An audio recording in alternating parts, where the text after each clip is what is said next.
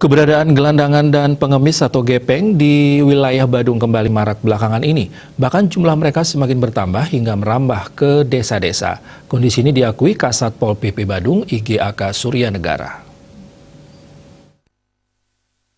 Surya Negara memaparkan memang situasi pandemi ini mempengaruhi ekonomi masyarakat. Namun begitu hal itu tidaklah menjadi faktor terkait bertambahnya jumlah gepeng belakangan ini dari yang diciduk dan dibina orangnya sama dan asalnya juga sama.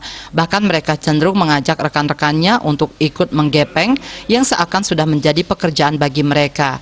Jadi menggepeng ini seolah bukan hanya untuk makan tetapi menjadi mata pencarian atau pekerjaan bagi mereka.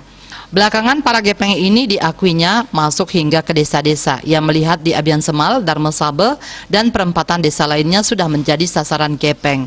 Pihaknya di Pol PP Badung sudah ekstra kerja keras menangani gepeng ini. Salah satunya dengan menempatkan beberapa petugas di perempatan-perempatan yang strategis. Secara otomatis anggotanya yang tadinya fokus mengawasi prokes dibagi untuk menangani gepeng ini.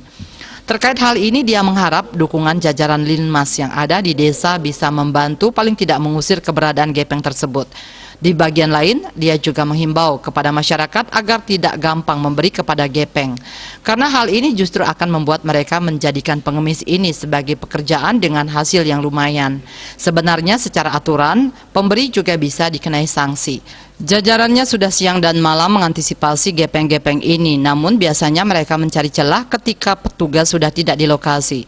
Pihaknya tidak mungkin 24 jam menunggu di satu lokasi, karena ada tugas yang lainnya. Penanganan terhadap gepeng yang diciduk juga masih menjadi kendala. Pihak Dinas Sosial yang biasanya diserahi menangani gepeng yang tertangkap, terkendala dari sisi anggaran. Meski banyak kendala yang dihadapi, pihaknya tetap berjuang keras mengatasi permasalahan gepeng ini karena melanggar Perda Nomor 7 Tahun 2016 tentang Ketertiban Umum. Sugiatnyana Denpos melaporkan.